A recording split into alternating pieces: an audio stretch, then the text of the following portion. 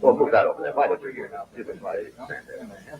You got the level on that, Joe? Hey, how's this video coming through? Are the lights hot enough? Don't forget to dial in close. All right, be sure and stay clear of number 2 camera. And all that.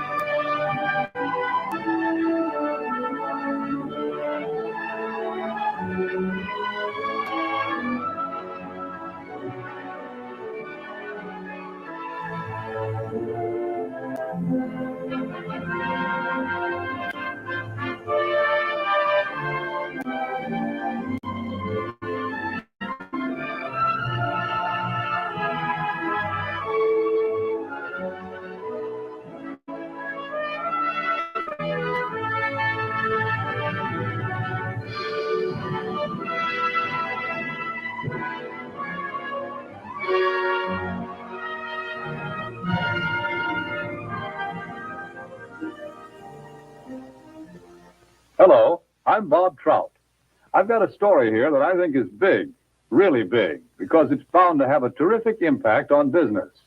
I'm talking about a new market, a big new market, millions upon millions of new prospects with $15 billion to spend.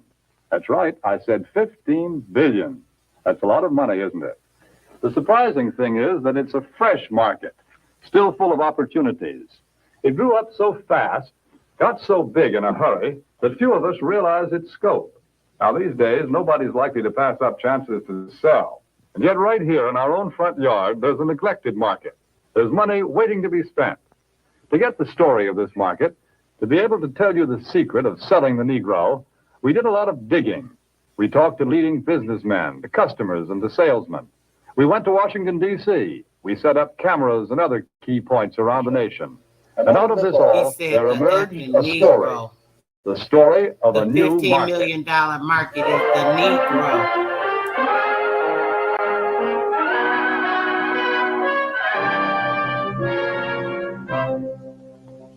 Yes, this is the market we're talking about. The new Negro family. Their name is Wells or Wilson, Smith or Brown or Alexander or Breen. They live in Chicago, in Atlanta or New York, in Detroit, St. Louis, Los Angeles, any one of 1,000 cities and towns. All over the country, families such as this are enjoying new prosperity. They have new interests, new standards of living, a buying power they've never enjoyed before. They're good prospects for practically all types of goods and services. All too often, though, they're overlooked prospects. Why? Because of some good, valid reason? No. They're overlooked because of mistaken ideas, because of out-of-date ideas about how the Negro lives and how he buys. The truth of the matter is that the Negro lives pretty much the same as other folks. He buys pretty much the same way, too. But just the same, a lot of old doubts and opinions keep cropping up over and over again. Oh, I don't like to do business with Negroes. They're drifters. You can't keep track of them. Yes, although a lot of people think that way, the truth is that 1 out of every 3 Negro families living in cities today owns its own home. That figure comes directly from the United States Bureau of Census. Maybe so, but Negroes are poor credit risks.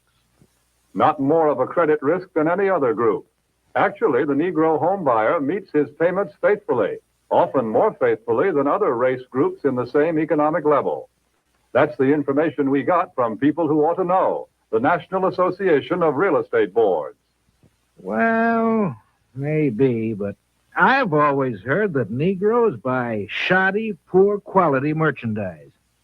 No, it's just the other way around. According to leading researchers, in proportion to population and income, Negroes buy more quality products than any other comparable United States group.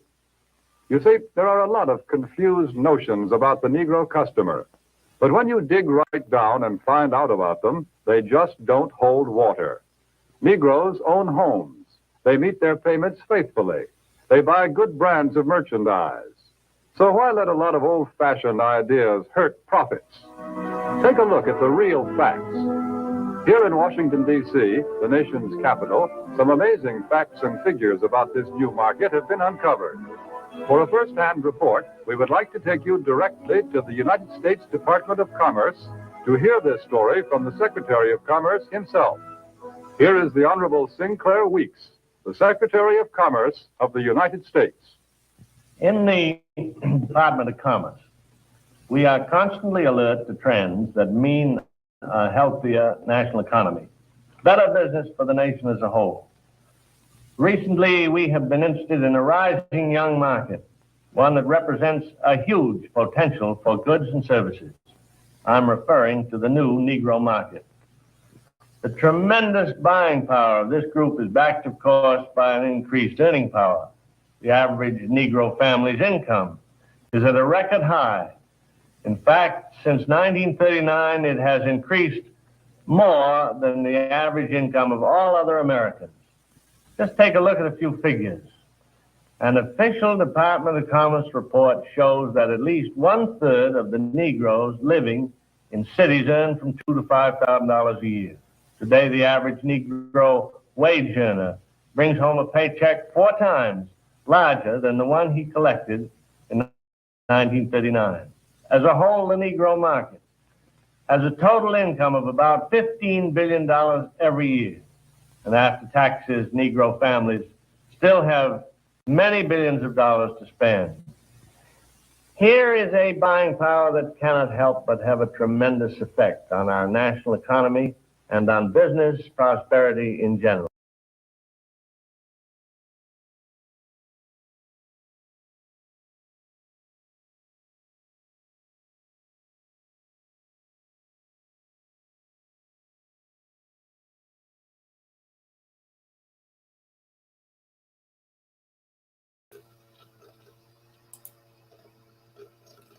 I don't even know what's going on. Hold on, let me try it again, guys.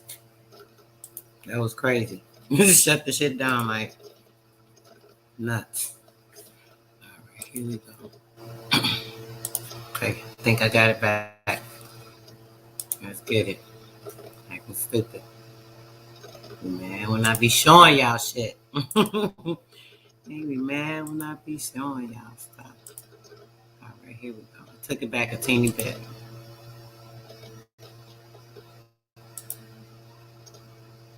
Let's see now the sound on that. Okay, it's catching up. Hold on. The average Negro wage earner brings home a paycheck 4 times larger than the one he collected in 1939.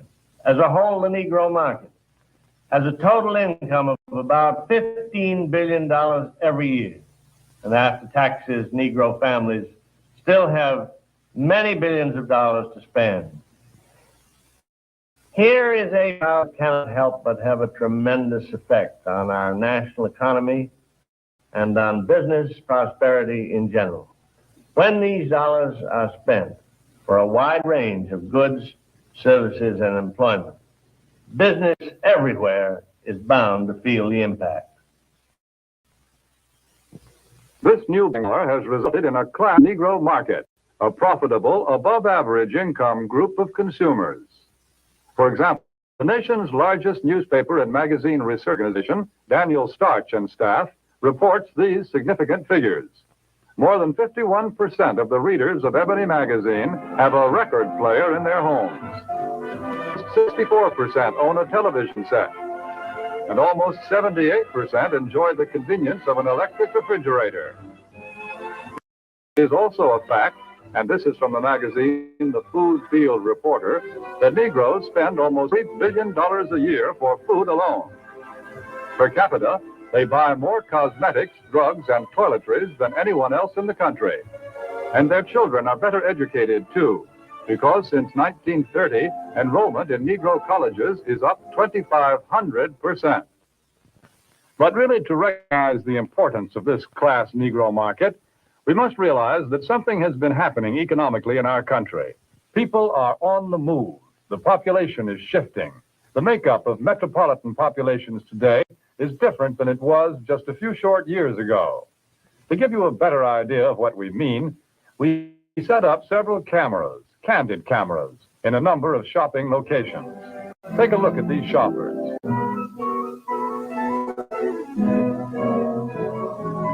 Notice what a large proportion of them are Negroes. What's the reason? It's simply this. Negro families are moving into the cities where there are more job opportunities. Here they find occupations with more prestige and security, jobs that pay more money. As a result, Negro families today often make up the largest part of central city consumer prospects. A shoe store in Chicago's Loop, for example, reports that more than 50% of its customers are Negroes. In another case, a drugstore located at a transfer point in a non-Negro neighborhood finds that its Negro customers total 25%. The trend is plain. The new Negro families today are moving into more populated areas, to the cities, where there are more stores, more buying opportunities. Since 1940, in San Francisco alone, the Negro market has increased by 89%. In Chicago, by 81%. Houston, Texas, 45%. Philadelphia, 50%. The impact of this new buying force is so tremendous that actually in 14 major United States markets, a product cannot be number one without Negro support. A product must have the backing of this big new buying power to be a leader in the field. What do you have to sell? Chewing gum or cars? Toothpaste or transportation? Whatever it is, here are millions of prospects. And these prospects are everywhere. Negro customers can no longer be pigeonholed. They cannot be classified as prospects who trade only in certain stores, certain neighborhoods. Today, Negroes shop downtown. They shop in supermarkets. They shop in small neighborhood stores. They'll buy from anyone who wants to sell to them. But we all know that before you can sell to customers, you've got to get to know them. You must understand something about them. What do the Negro customers buy? Why do they buy? How do you sell to them? Let's find out. Let's hear the opinion of men who have spent a lifetime studying the buying habits of customers the world over. Here is what sales psychologists have to say about selling to the Negro. The secret of selling to the Negro is expressed in one word. That word is recognition. Now, there's nothing unusual about that. People want to be recognized. They need recognition. That's basic in all of us. But perhaps because he's had so little of it, the Negro needs even more. He needs to feel important and appreciated. This need is a very real and important one. It shows up even in many of the Negro's shopping habits. Anyone who sells or wants to sell to the Negro customer should know about some of these habits. 3 habits in particular play a big part in every sales transaction. To begin with, most Negroes buy by brand. They ask for products by name. They're quick to turn down off brands. Do you wonder why? Well, listen to what this customer is thinking. That last hat I bought just didn't hold up at all. You see, for a long time, the Negro has been sold a lot of shoddy, second-class merchandise. So now he asks for name brands in order to make sure he gets his money's worth. Buying by brand, that's the first important Negro buying habit. Now for the second. The Negro buys good, quality merchandise. Symbols of quality and prestige are very important to the Negro customer. This woman, for example, is buying fine crystalware. But she is also buying the admiration and approval of her friends and relatives. Listen to her thoughts. My, isn't it beautiful? I can hardly wait to show it to Sally and Joan. It's a well-known fact that many Negro customers are influenced by the opinions of others. What their friends may think of a certain item often decides whether or not the sale is made. So remember, the Negro buys quality merchandise. That's the second important point. And here's the thing to remember when selling to a Negro customer. When he specifically asks for one thing, don't try to sell him something else. Don't try to switch him at the point of sale. If you do, he'll probably react something like this. Doesn't he think I've got the money to pay for it? There's a reason for this reaction. Again, because he's had experience with cheap merchandise, the Negro resents being offered a substitute. He wants to be sold on quality, not price. The Negro buys by brand, he buys quality, and he doesn't like to be switched at point of sale. These are the keys to selling the Negro customer. Another point. The Negro family does things together, as a group. The family works as a unit. It lives as a unit, and it buys as a unit. When you sell to one member, you many times sell to all. It's also true that many places of entertainment are still closed to the Negro.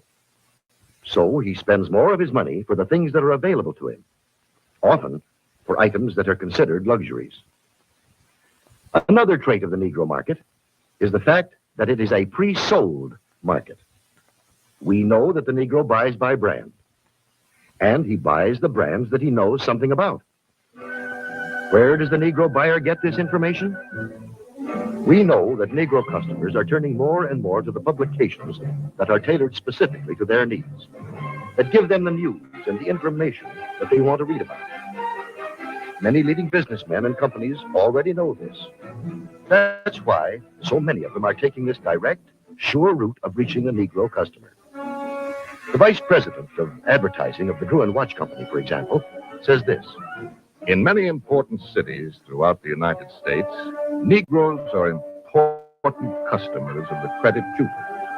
Therefore, it seemed that Ebony magazine would be a very important advertising medium for us. We would say it was very well received, and from our viewpoint, a very successful campaign. From the Remington Rand Company comes this statement. Our records show that advertising in Ebony has been effective in many ways. As all good advertising should, it has built a terrific amount of goodwill and has brought a volume of sales and sales inquiries. A representative of the Alaga Syrup Company makes this statement. Because of Alaga's regard for the influence of Ebony in the Negro market, advertising space was doubled. Alaga's long experience in selling to Negroes now takes the most route to its best customers. So, real quick, what do you guys think of that? I don't know if y'all mind be going where mines be going sometimes with some of this shit, but listen, when they show you Ebony magazine, we know that this video is about what? Selling to the Negro. That's the title, right? It's showing you all the things that they do to draw our attention. The first thing he started talking about were these prospects, right? When you're talking about prospect, that is a business. We're not a business. That's first off. We're not anything to be taken advantage of or used, right? But they said that we were prospects because it was what, a $15 billion industry. So the Aboriginal, Black, whatever you want to call it, persons around the time of 1954 had a wealth of over $15 billion in this United States. Are you guys hearing what they're saying? So in this wealth, they had to find ways to advertise, to show them to spend their money, get rid of their wealth, not have it for family or, build something or anything. So they would have these advertisements so that they would find these quality products, these expensive products, because they said the Negro wants to spend more money. Are you guys hearing this? The raising of prices and things, making things more expensive because the Negro wants to spend money on quality. Are you hearing this crock of shit? Yeah, we like quality, of course we do, but we don't want to spend more money on it. We want quality stuff at a fair price. What the hell are they talking about? Do that make sense to y'all? Are you hearing these idiots with their stupid ass? So they said that they need to have quality products with a higher advertising of what would pull these people in. And who are they using? The first thing they showed you was what? Ebony magazine. And then what did they tell you? Oh, to sell to the Negro through Ebony. Everything that Ebony was showing you back then, if you look through as she was shifting through the page, I didn't see any advertising for anything Black. Did you guys see anything advertised for any Black or, ebony or copper or any of that stuff? No. All of the advertisements in the Ebony magazine that they were showing were from Caucasian businesses, right? So if they were all from Caucasian businesses, who headed that Ebony magazine? Who actually started this magazine that was catered to Blacks? This magazine was catered to Blacks. Jet magazine was catered to Blacks. I'm going to use that word. It was catered to Negroes. It was catered to Aboriginal, whatever the case may be. As Ebony magazine was promoted, and as it was promoted to start promoting to the minds of people thinking, oh, this magazine is geared for me. This is for me. This is for us. These are the things we're supposed to purchase. These are the things we're supposed to buy. Who put that in their mind? Who told them that these were things for us and our people? Did you see anything on there telling them, hey, get your land? Did you see anything on there saying, hey, start up a business? I didn't see any of that stuff. I just saw spend. Just like that movie, They Live, right? It was kind of showing you the same exact thing. This is exactly what they were doing. They're telling you what they were doing, right? So they're doing the same exact things. And they use our commitment to ourselves or our loyalty to ourselves to draw these people in with the Ebony magazine. Just like they used President Obama. Oh, our first Black president. Oh, no. They didn't know anything about this person. He just popped up out the blue. I'm from Chicago. I never even heard about him until he started running for president. So, like, when you think about these type of things, it's kind of crazy, right? So, now, along with that, and we think about everything that came into the hip-hop industry going into BET, Black Entertainment Television, Black Entertainment Television that is owned by who? Jews. Jewish people, right? I'm just throwing it out there for y'all. I ain't gonna say too much, just let y'all think. This video only a few more minutes. Reaching Ebony's 2.5 million audience in every issue. And here are the statements of still other business leaders. Yes, many business leaders are discovering the most direct and most efficient way of reaching the new Negro market. Look here at the results of the same advertisement in two different publications, Ebony and another general magazine. You can see that proportionately, more men and women read the ad in Ebony than the one in the other magazine. And they did a better job of remembering it, too. A greater percentage of readers noted, associated, and remembered the ad in Ebony. But now, wait a minute. If the Negro market is so big and easy to reach, why aren't more companies going out after it? Well, often because of the feeling that there's something entirely different, unusual about selling to the Negro. But is it really so different? What do salesmen say? The successful salesmen who do a good job of selling in Negro communities. How do you go about getting the order? How do I get the order? Well, to tell you the truth, I don't do anything. Anything different, that is. I've been calling on these accounts long enough to know that the Negro just wants to be treated like everybody else. No matter who you're calling on, a little friendliness and courtesy help a lot. But naturally, anybody resents being patronized or talked down to. So I usually call a man Mr. Brown, Mr. Smith, or Mr. whatever his name is, until he tells me to call him by his first name. And of course, I always stick to business. I stay away from talk about race or religion or politics. That goes for talk about Negro celebrities, too. You know, this business about what good prize fighters and singers the Negroes are. Who cares? When a guy's in business, no matter what color his skin is, he's interested in making a living, in making money. That's uppermost in his mind. I guess maybe what I'm saying is that I try to help any way I can, sometimes with displays or ad materials, or an idea once in a while. The important thing is that if it helps push sales for the dealer, it helps push them for me, too. Handle the Negro account just like any of your others. Don't patronize. Stick to business. Get interested in the account. Pitch in and help any way you can. Sounds like pretty good sales advice. That's the secret of selling the Negro. Well, how about it? What do you think of this new market? It can open new outlets for you and for everybody who sells goods or services.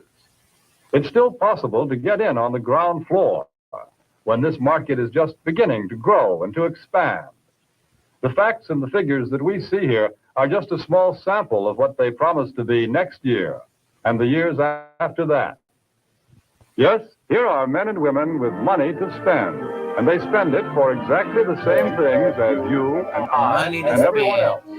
They buy almost every type of product and service that you have to offer, and they can be reached like everyone else through publications that appeal to their interests and desires, that deliver the kind of loyal readership that can be proved both in surveys and in down-to-earth sales. Here is a ready-made market waiting to be asked to buy.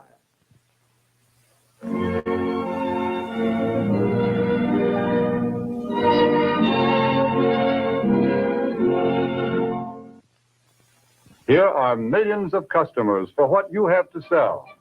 Customers with $15 billion to spend.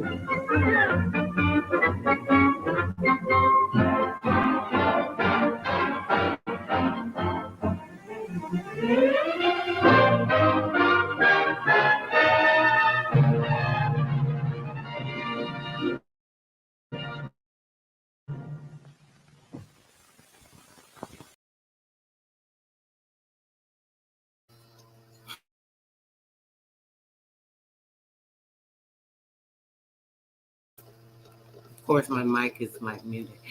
So, $15 billion to spare. Who the hell said we had $15 billion to spare? What are they talking about? Do you hear how we spend, how much of our money we're spending on these people to get rich? Did you see in that magazine, like I said, it was showing you guys everything when it came to the ads.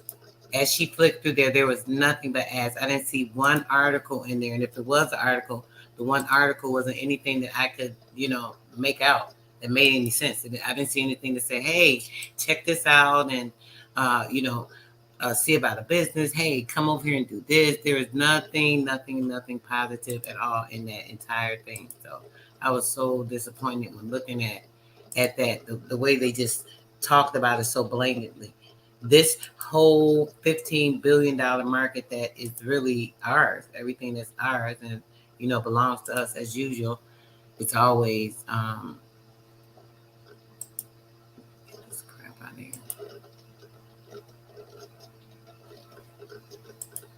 Yeah, anything that's ours is always something that is, taken into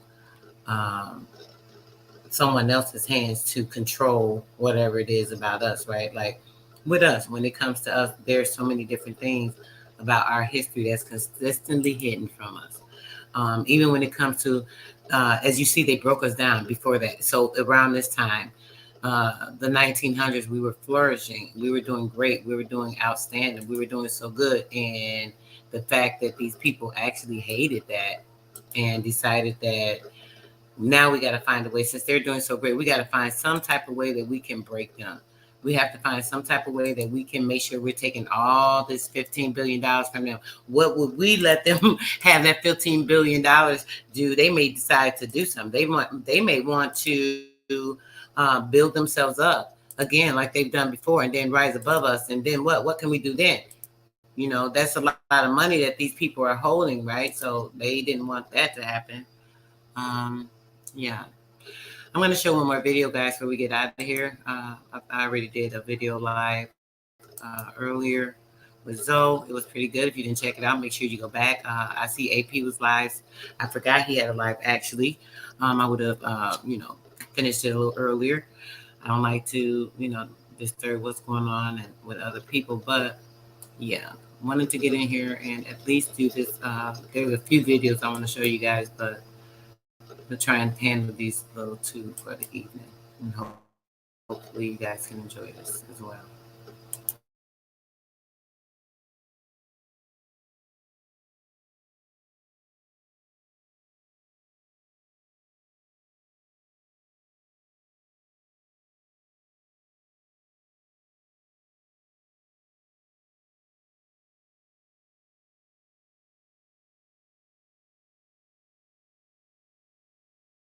Not black people. We have a fancy $10 word for it, multiculturalism.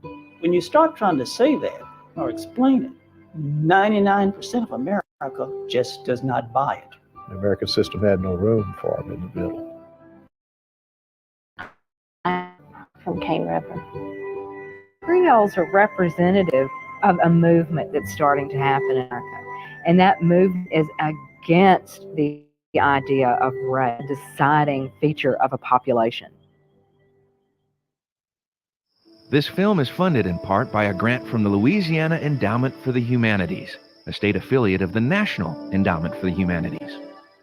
Funding is also provided by a grant from the Cane River National Heritage Area and Commission, and by a grant from the Louisiana State Arts Council through the Louisiana Division of the Arts and the National Endowment for the Arts.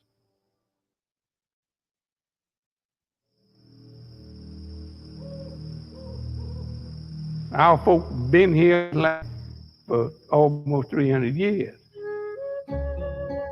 That makes our culture native to this country. We were here before America was.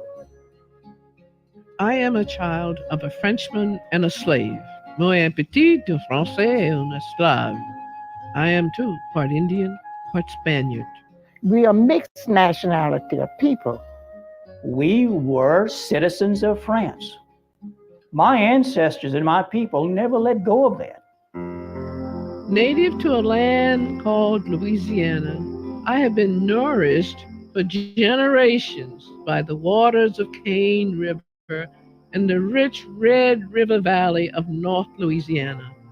It's a cult heritage. Yet the new Americans never accepted or recognized me. Mon histoire, moi. Ça jamais écrit. My history was never written. In essence, they were erased, or perhaps more appropriately, we would say they became invisible. We were known at one time as the forgotten people.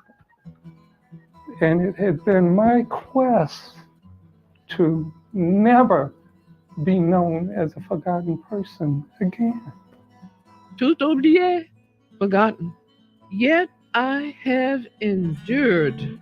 This culture is too rich for other folk not to know about it. You see, it's just too important, too significant. For those who have come before, and for the children who follow, m'en va toujours durer. I will forever endure. I want to celebrate it and share it with other people because it is something very special to the world. Grâce à toi, Moi el esprit. I am a spirit. Moi une culture. I am a spirit. I am Here a it comes. culture. The Christianity. Creole. I am Creole. Mais still trouver cécité, mais tout mon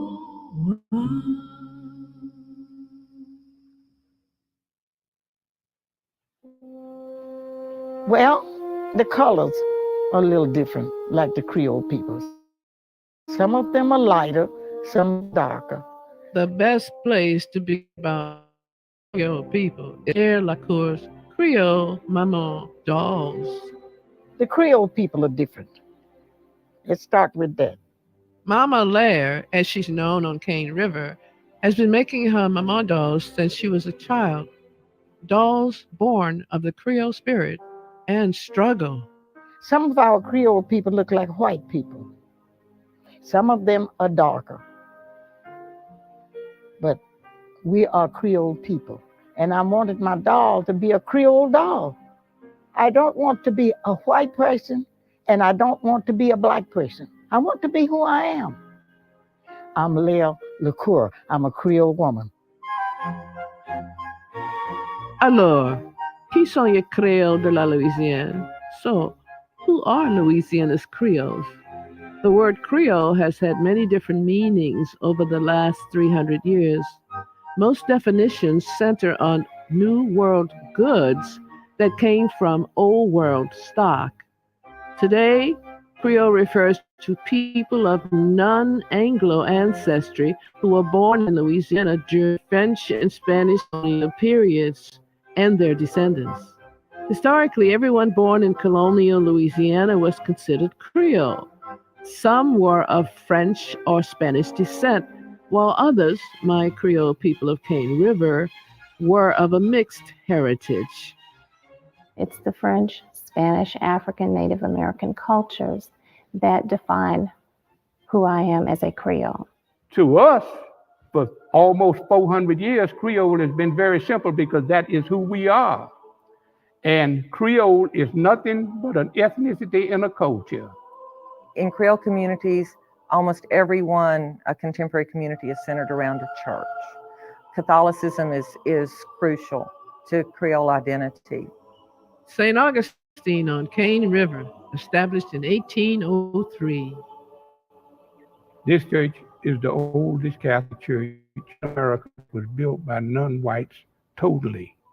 The Creole spirit is strong in Terrell Delphin, president of the St. Augustine Historical Society and a leading advocate of Creole heritage and culture. We view these grounds as being holy and sacred grounds to us because not only is it the birthplace of our religion, but it's the birthplace of our culture. I can sit in this church and meditate and think about 200 years of history where all of my ascendants on Cane River sat in the same very church. This church plays a tremendous role, and it gives us a lot of honor, prestige, and pride, simply because it's an achievement for our people.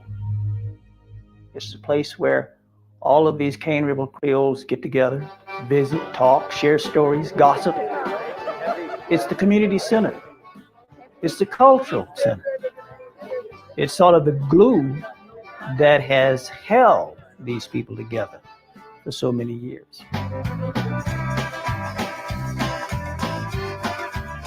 After Mass, all of Cane River went over to the hall, and everybody, and it was wonderful.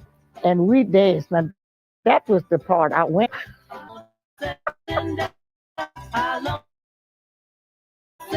Oh, I love to dance better than I do to eat. My dance come bitter. I dance like an animal.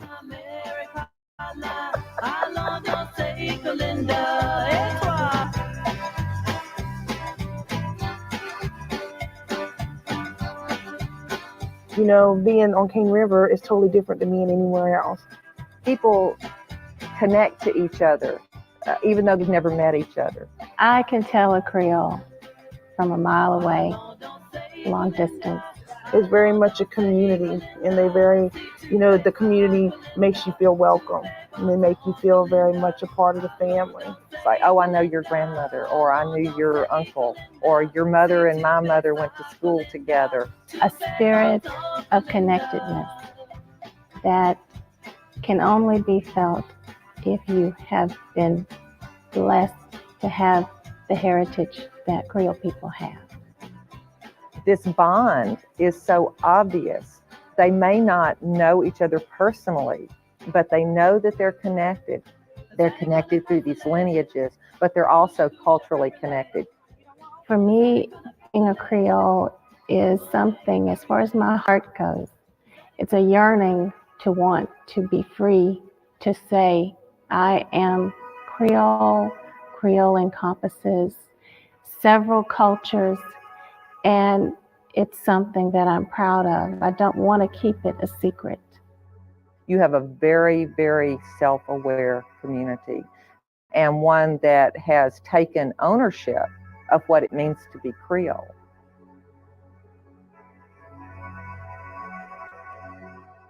How do you determine that something is Creole? It's very hard to put a definition. You know, a lot of people want to say, if your skin is black, then you are African American. If your skin is white, then you are Caucasian. You're in between, so you're Creole. That's not always true. It has a lot to do with family. It does have a lot to do with Catholicism, with genealogy, with the way you were raised, with your beliefs. That's what makes me Creole. Since colonial Louisiana, Creole culture and heritage has developed and flourished in communities well beyond Cane River. We have our people everywhere. There are 60 communities in this state that I can draw a circle around each one of them. And those are the people that we talking about. Creoles of color. The ties between Creole communities in Louisiana are strong. Carol Delphin's wife Lily is from Filo Cove in South Louisiana. Lily's father was from another South Louisiana colony called Grand Marais. Her mother and father met at a Creole baseball game.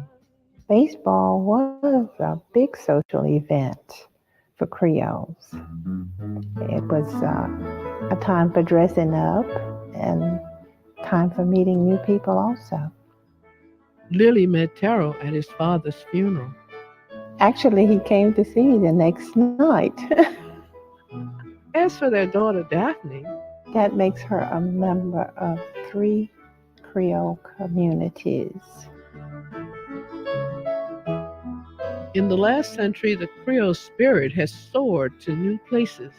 Today, there are thriving Louisiana Creole communities across America in major cities like Chicago and Los Angeles. Ours is the story of this country's first multicultural people. Creole culture is one of the richest and oldest native cultures in America, second only to American Indian. So why is it so few people know or acknowledge us? When you get out there in this wide world and you start trying to tell people that, hey, I am in between the black and white race. I'm not black, I'm not white, I'm in between. I'm a Creole. I'm a multiracial person. When you start trying to say that or explain it, 99% of America just does not buy it. Cane River Creole and author John Sharpie. This multiracial thing, to me, is at the heart of my concept of being Creole, all right? It was at the heart of the concept of my grandparents and great-grandparents and great-parents before them of being Creole. Multiracial seems to not exist People's eyes are closed to it when it comes to looking at a person of part African and white ancestry. It's a non-existent phenomenon as far as the masses of America is concerned.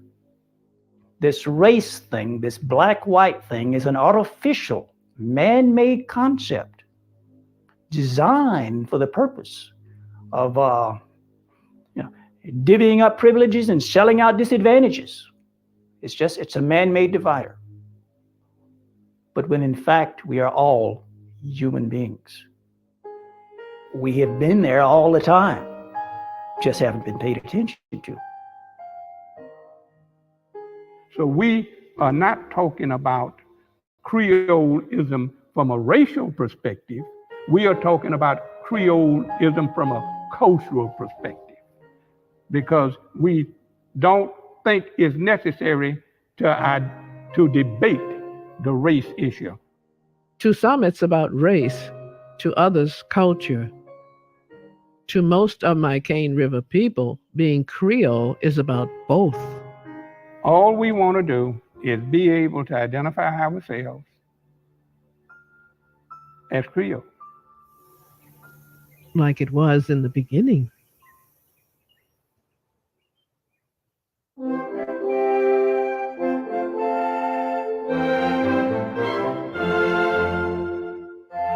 To cast an eye across 18th century colonial America is to see two distinctly different experiences. English colonies of the East reflected the Anglo traditions of what was to become the United States of America. Louisiana, west of the Mississippi River, and its associated territory belonged to France, and the French colony was up and coming. The early outpost of Natchitoches was founded in 1714. It was very rude, very crude. To say Natchitoches was founded in 1714 is kind of a false concept, because it was really just a few men in a couple of huts. But from that point on, this became a very important trade area. For one, the area around Natchitoches was dominated by the Caddo Indians. Just to the west, Spanish Texas. The first French to arrive were all men, mainly soldiers, as well as traders and laborers. There were no French women that came to the colony early on, and so immediately Indian slavery developed to fill that need. All over Louisiana, French soldiers began to marry Indian women. French traders began to marry Indian women. It was a pretty easy way to gain alliance with a tribe if you married in and had a family and you were kin. This concerned the French commandant, Jean-Baptiste Lemoyne de Bienville, because he was afraid that the soldiers who, would run off and live with the Indians rather than come back and be French soldiers. There were very few African people in Louisiana before 1818, the time the first African slaves arrived in New Orleans. There were American women, there were African women who were here in slavery, and because it's human nature for these people to mix, mixing occurred. I'm a 10th generation descendant of Claude Thomas Pierre Matoyer and Marie Therese Cohen. One such couple was the French merchant Claude Thomas Pierre Matoyer and an African slave named Marie Therese Cohen. In 1768, Marie Therese, the slave lady, and the Frenchman had a set of twins, their first children.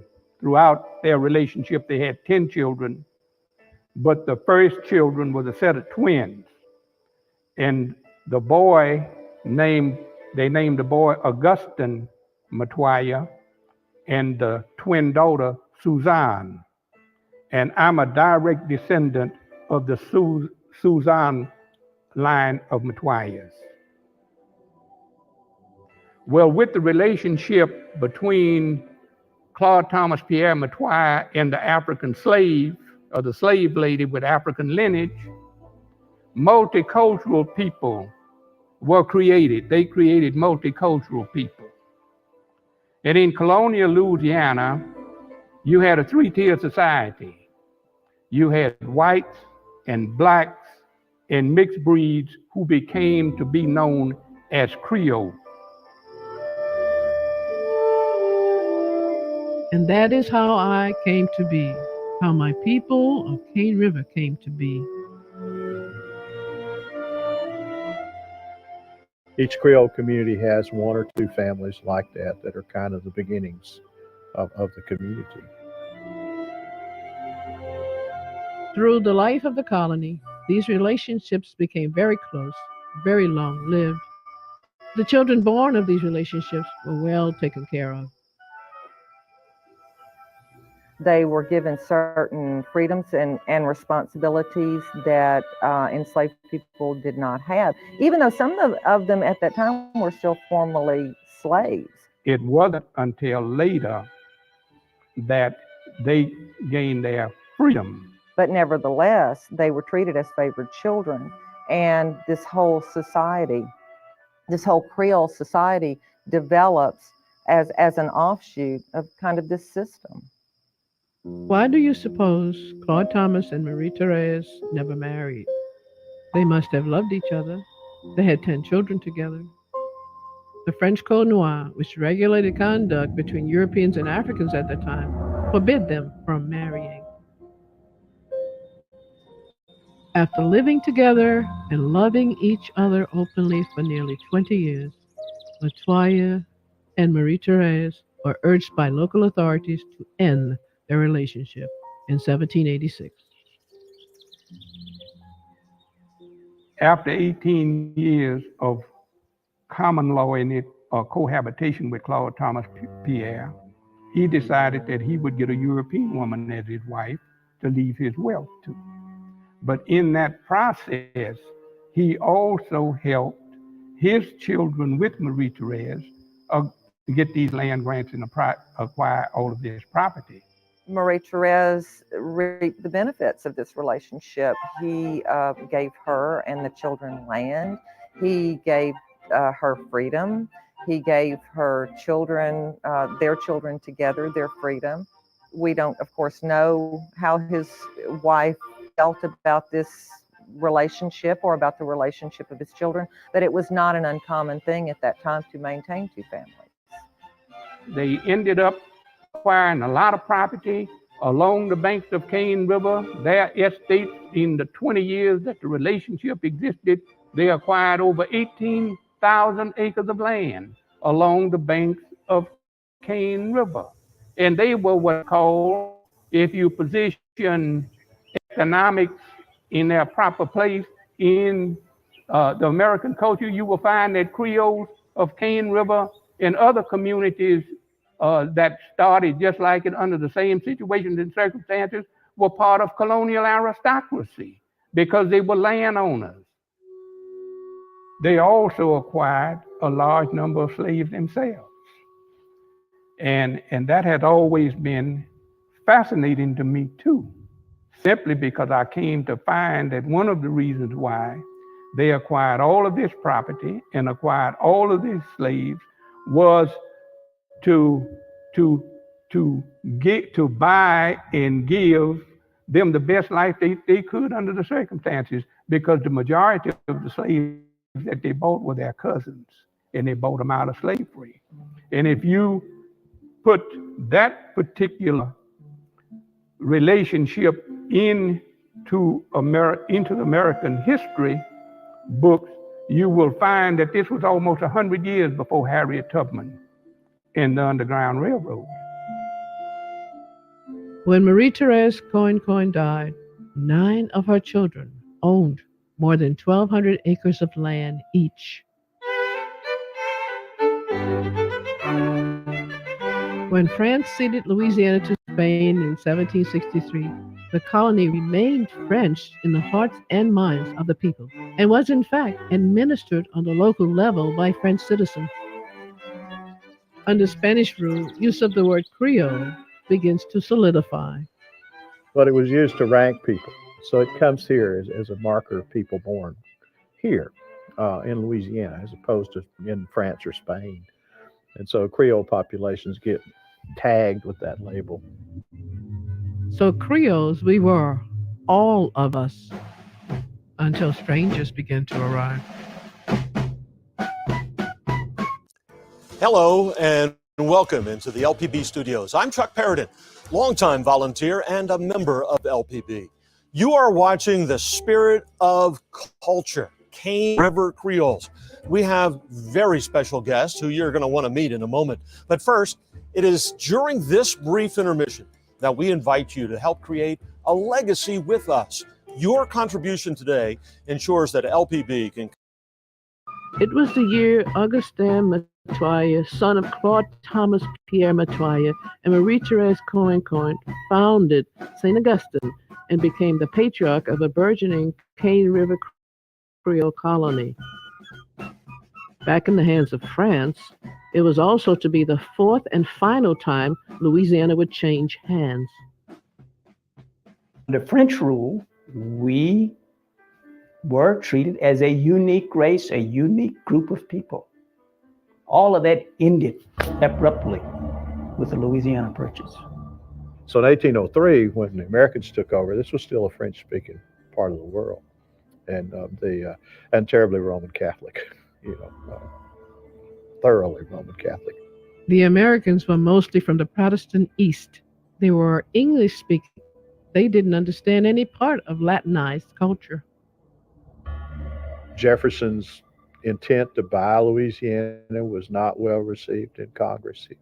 It wasn't something they all leapt to in a hurry. And one of the things they all worried about was, what are we going to do with all these foreigners? Foreigners on our own soil? My Cane River people and the Louisiana colony as a whole worried about the same thing. What will we do? What is this democracy they speak of? How are we supposed to behave? And they didn't exactly cherish the idea that suddenly Napoleon had sold them without them knowing much about it. In fact, it kind of happened without anybody knowing much about it. And it had happened to them once before. They became Spanish subjects that way, and they weren't happy about that either. The word Creole confused the Americans. They didn't understand the Louisiana colony, how my Cane River people were an accepted class of native-born colonial people. That distinction's lost on them. They don't understand about how things like race and class were handled under Latin cultures. Even slavery in Louisiana was unusual to the Americans. Oftentimes, slaves did not live in quarters. They lived out in villages by themselves. It wasn't a benevolent institution, but on the other hand, it took a different form. It's almost like reading a contemporary newspaper account of Mardi Gras. Everybody goes to the party, but they don't quite understand why they're having that party. And then on Ash Wednesday, when you got these people walking around with ashes on their forehead, they don't know what the hell that's all about. And so it's the same kind of thing. Louisiana has, I guess, in the American eye, been a very confusing place for a very long time. And people always say, well, it's different. It is still different. We were citizens of France. We were citizens of colonial France. And my ancestors and my people never let go of that. So the whole Creole problem kind of grows out of that big misunderstanding about where Creoles fit.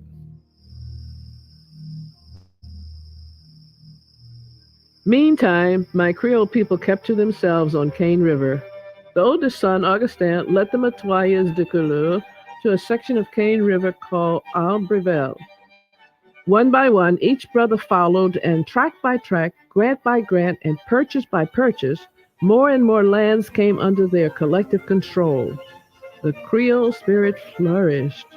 Our white Creole neighbors called us the famille extraordinaire, one extraordinary family. They began to intermarry with other Creole families from other communities. As these Creole families grew and prospered, they became the threadwork of a way of life, the patchwork of a culture. They became a people, the Cane River Creole people. But we found ourselves encountering more and more Anglo-Americans and Anglo attitudes. Patras. It intensified around the time of the Civil War. By that time, they were very well educated, affluent people. Many of them sent their children back to France to school. They were tradesmen, they were planters, they were writers and artists. And very, very polished population of people. And not everybody was affluent, of course, but lots of them were. And they had a very powerful influence on the colony. As they are being consumed in an American system, one basic change occurs in their everyday life that affects everyone. The Americans came in with the idea that people are either white or black. So it was not very long after they took over the colony that they began to translate it into their own system. It's the problem, I think, of to some extent marginalizing people that you want to control. As the Americans became more and more prominent and Creoles were less prominent, they were outnumbered. Certainly waves of American immigrants came into the area and outnumbered Creoles early on. White Creoles began to appropriate the title for themselves.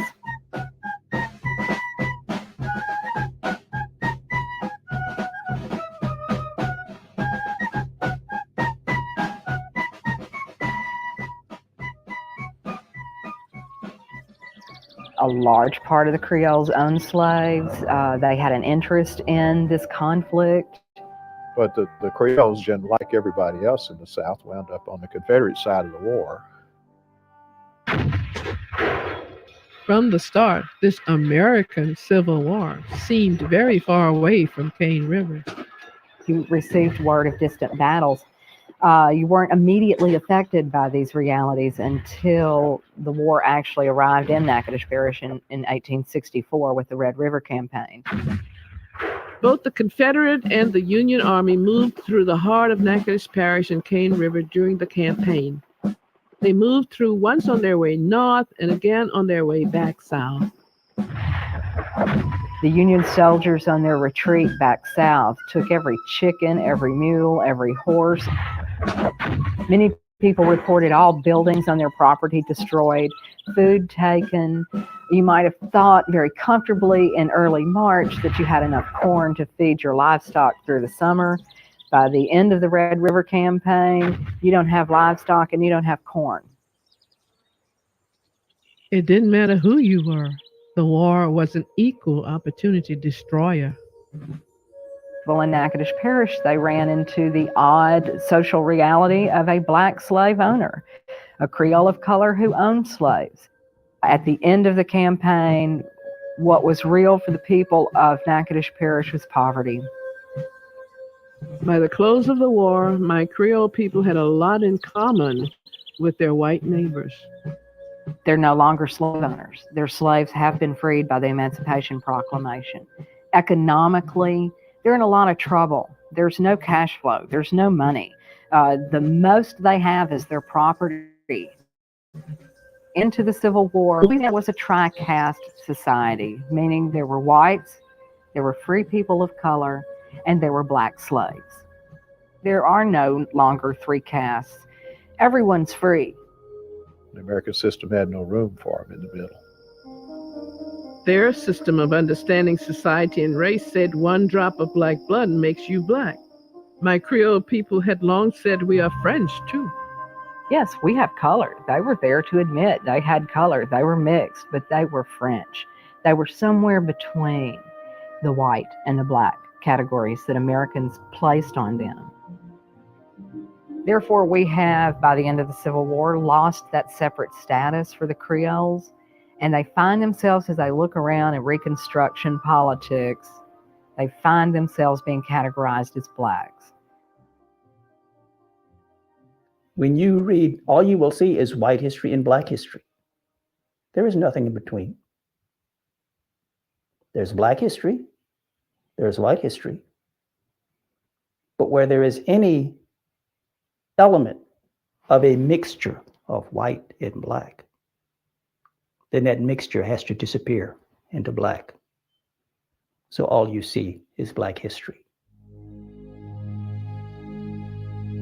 In essence, they were erased, or perhaps more appropriately, we would say they became invisible. Their history over a long enough period of time would essentially take away their identity. You see, captive mind management happens when a dominant culture declares another smaller another culture as being invisible and non-existent. And all of their contributions is given to other folks as accomplishments of other people than the people that created them themselves.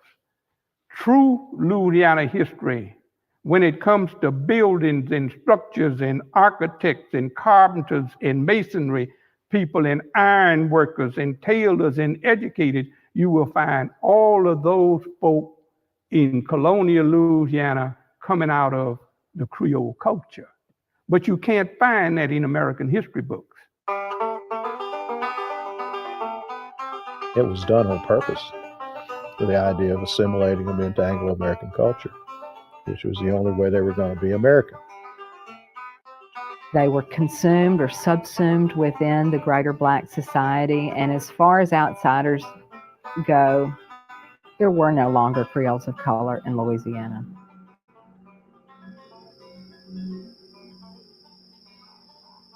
And so as a Creole at that time, if you were a white Creole, you knew that your future rested with your ability to fit in the white category. For in America, whites had the rights, blacks did not. For white Creoles and my Creole people of mixed heritage, the American system turned their entire world on its ear, forcing a position no one could have imagined. You have to decide as a Creole, where do you fit? And for the first time, many are realizing I have to fit, because if I don't fit one way or the other, I don't fit in this new American scheme of things. The ones with the lighter skin, the pure white Creoles, were the ones that understood our best shot is to clarify the fact that we are white, and we're going to put ourselves in the white category. And it's at this point in time when you see the fervent struggle to appropriate the term Creole for whites only. And so when Creoles began to call themselves Creole, and white only, they were trying to hold on to two worlds at one time. They're trying to hold on to the traditional heritage that they were raised with, that Creole upbringing. But they want it into white classification of American society. By the late 1800s, my people saw slowly over time the right to call themselves Creole taken away. They wanted to maintain as a different portion of the population, and they're not going to win. Ultimately, the Americanization takes that away.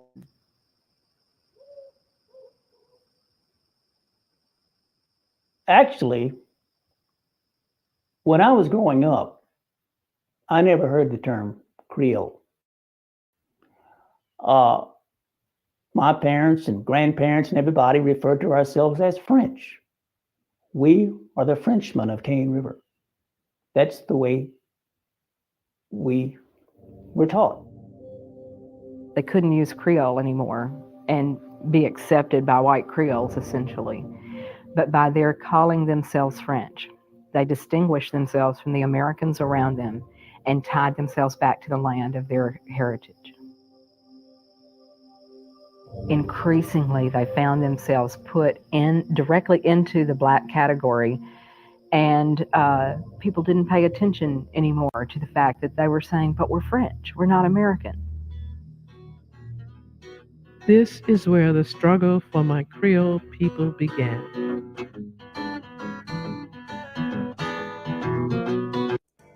Welcome back. I'm Chuck Perrodin, a friend of LPB, and so are you. You're watching the spirit of a culture, Cane River Creole.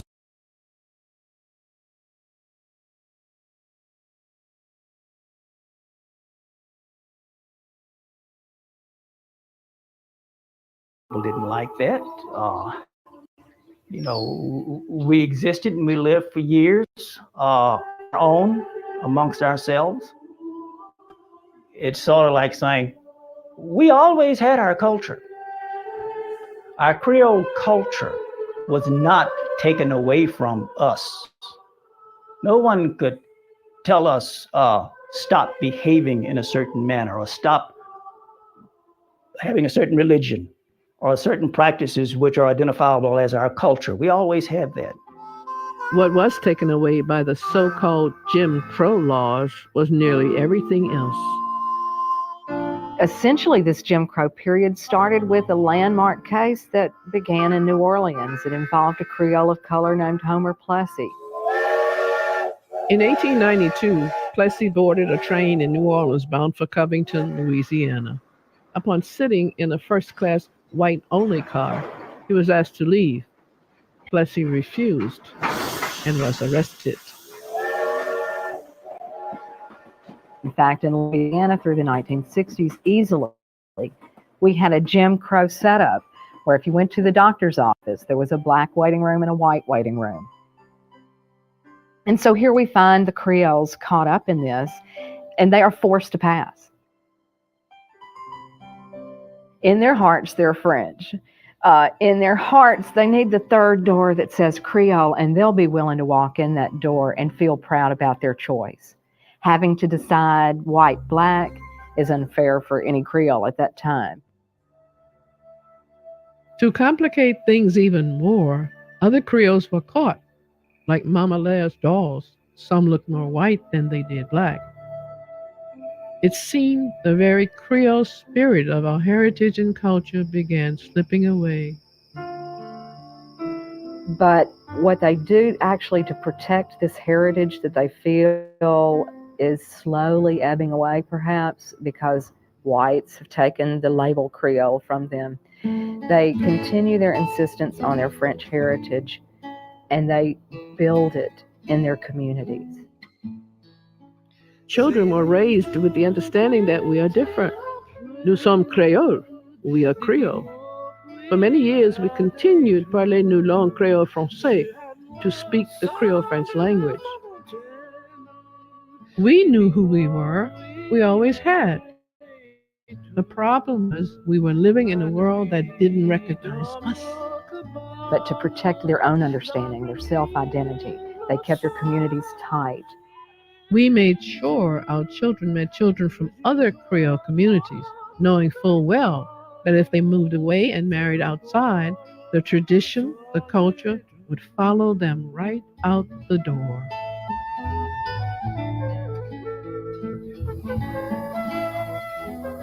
I think it's unfortunate that as Creoles over time have insisted, hey, we're different, a lot of people took that as saying, hey, we're better. And honestly, I don't believe the Creoles were saying that at any point in time. By saying, hey, we're different, they were also, that was another way of trying to say, we want to save what we've got. We don't want to pass for white, different. We don't want to pass for black because we're different. But over the course of this racial tension during Jim Crow, when you have in one classroom blacks whose great-grandmothers had been slaves and who did not know slavery in their, there are, at the most basic level, cultural clashes. Beginning at the time of World War I and through World War II, great migrations of people of color from the South began. While history focuses on the broader African American experience of this shift from the rural South to industrialized America, my Cane River Creole people also took part in the Great Migration. It's when the plantation system begins to collapse. They go north to Chicago, they go west to LA, go as far away as New York. And everywhere they landed, there bloomed a Creole community. Cane River Creoles, wherever they live, they tend to band together. They tend to stay in touch with some aunt, uncle, cousin, or grandparent if they're lucky on Cane River. As our children left home for cities like Chicago and Los Angeles, their culture remained as important, perhaps even more so than back home, extending the bounds of Cane River. But there too, my Creole people were put in the familiar yet unimaginable position of suppressing their heritage and identity, even their patriotism, and the personal tolls were high. My father joined and volunteered for the United States Navy in 1928, when it was restricted to members of the Caucasian race only. And he lived a lifetime regretting that he did that. But the only way that he could get in was he was like Homer Plessy. He had all of the characteristics to be a first-class American citizen. But because of his ethnicity, he was denied the right, and he lied in order to join the Navy and have the travel experiences that he had. But he lived to regret it every day of his life. And he told us, he said, never deny your ethnicity and culture. Wherever you are, don't do that. And it haunted him every day he lived. And part of my involvement, I would have to say, would be an omen to a dead man.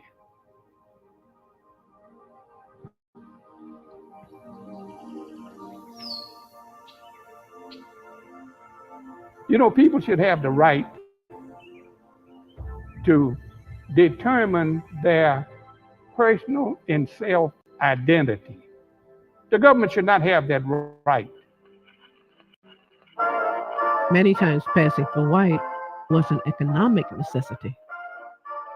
In terms of feeding their families, they lived in an industrialized city and needed work. One sure way of getting it was to allow the lightness of your skin to mark you as a white person and to go with that. I find that tragic because when they've cut ties with family, they've cut ties with their heritage, with the traditions they were raised with, and they become almost like homeless people in that they're cultureless. They've cast aside all of that wealth of culture just for a little promise and comfort of okay living today.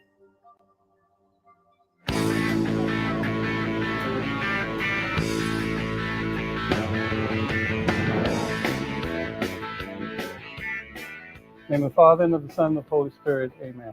Louis Matoya is a proud California Cane River Creole, an 8th generation descendant of Nicholas Augustin Matoya. When we learn so much about who we are as a person, and when we learn so much about how to interact with people and stuff, we learn through our culture. The family came to California in about 1963. And that was considered the second wave or migration of our people moving from Louisiana to the West Coast area. What was really on my mind about the move was for the children to get a good education. That's what I really, really wanted.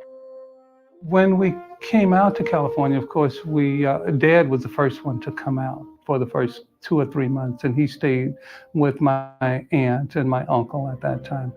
So it was like coming from Louisiana, but yet when we got here, it was just like still being in a part of Louisiana, just a great big city compared to what Natchitoches Cane River was. But as far as family concerned, we had so much family already out here. It was just like being at home. In more ways than one, it was the height of the civil rights movement, and Louis here remembered familiar descent. When I was in school, and they would ask you even to fill out a form, and I said, "I'm Creole," and they said, "Well, no, you're African American." And of course, at the time, I just went along with it because that was the thing we did in school. But I didn't feel good doing that. There was something that bothered me about doing that, even at the age of, 15, 16 years old in high school and so forth and so on. It just didn't feel like that's who I was. Just as on Cane River, strength of community and culture kept the Creole spirit alive.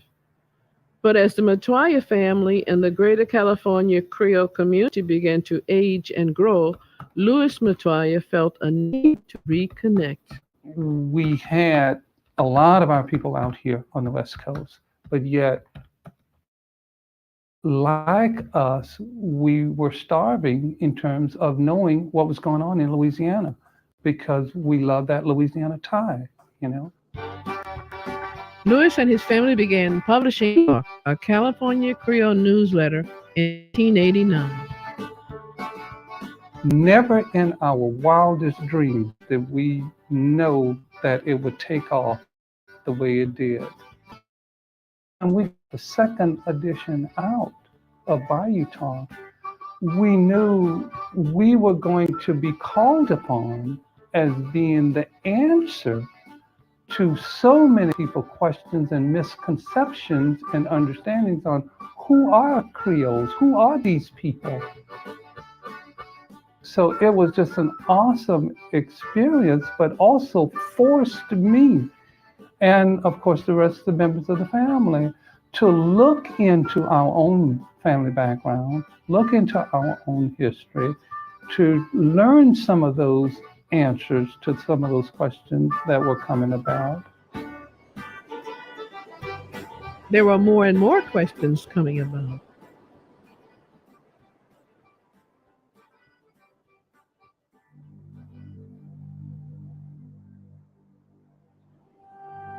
Rumors began to spread through Cane River in the early 1990s that the Department of the Interior and the National Park Service were conducting. We decided was to have a renaissance, a cultural renaissance where we would document our history, we would tell our own stories, we would give credit to the descendants and the ancestors of the accomplishments of generations of the past. Like he tells you, it ain't about race. It's about culture, about being Creole. We believe that it's our responsibility to take care of our people. This culture is too rich for other folk not to know about it. You see, it's just too important, too significant. All we want to do is be able to identify ourselves as Creole.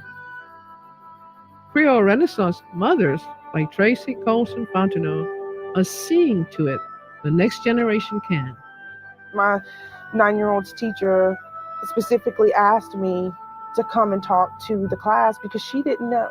She said, "I'm not from Louisiana, and I know that Creole is a big part of Louisiana, a big part of the culture here, and I want you to come and teach me and teach the kids about it." And it was a great thing.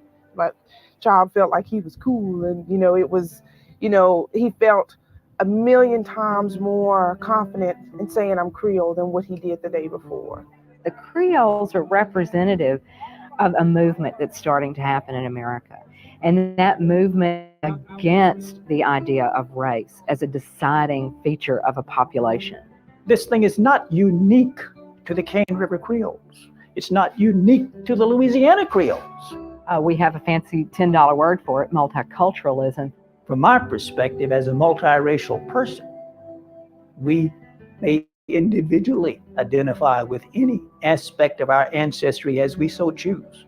I blatantly refuse to accept America's rule of hypodescent, wherein just because of, let's say, our one ancestry, we must identify 100% with that ancestry and turn our backs on all of the other ancestries.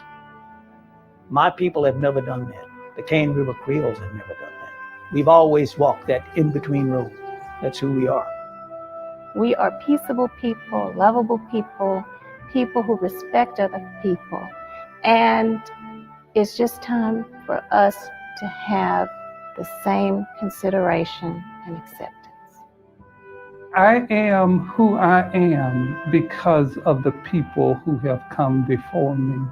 And I am so proud to be able to stand up and say that. People from other cultures appreciate it when you can appreciate their culture. Well, it's time for others to appreciate ours. You know, accept me for who I am. I accept you for who you say you are. Then please give me the same courtesy and accept me for who I say I am. I'm proud of who I am, I'll tell you that now. I'm Leah LaCour. I'm a Creole woman. There's a prayer that we say all the time, and it's the prayer of St. Francis. And that prayer advises us not to worry about being understood, but to understand. But I have to have a turf battle sometimes with St. Francis in her prayer, because I feel that it's important that not only do we understand, but to ask people that they understand who we are. I am a Creole. I'm a proud Creole from Cane River.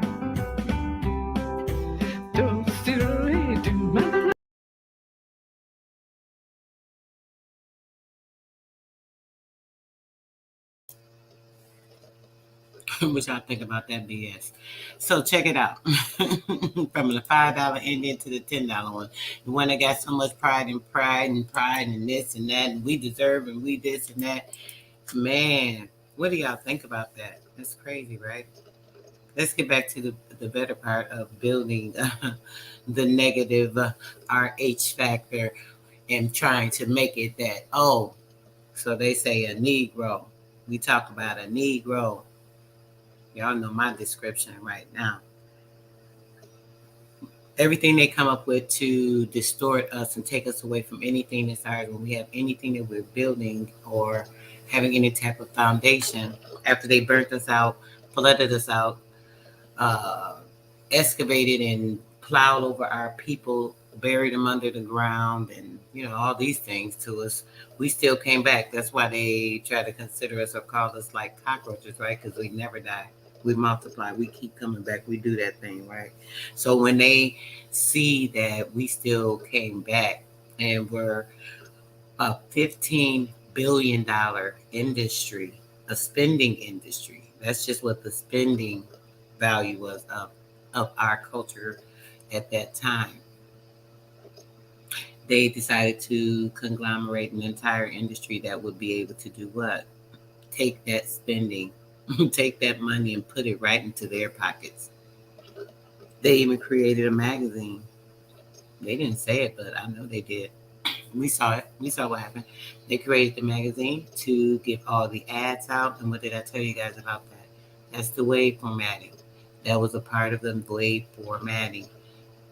A little bit before that, the telekinesis with the television, television, via the telekinesis, connecting to your mind and your brain, creating wave formatting information to be able to tap into your mind. And then, therefore, with these pictures and these ads in these magazines and on the TV, the spending was usurped to the most. Yeah, y'all know we're going to get into a little bit more of this. Right now, I'm about to get out of here. Peace, love, blessings. I hope you guys enjoyed the program. And, yeah, I'm out.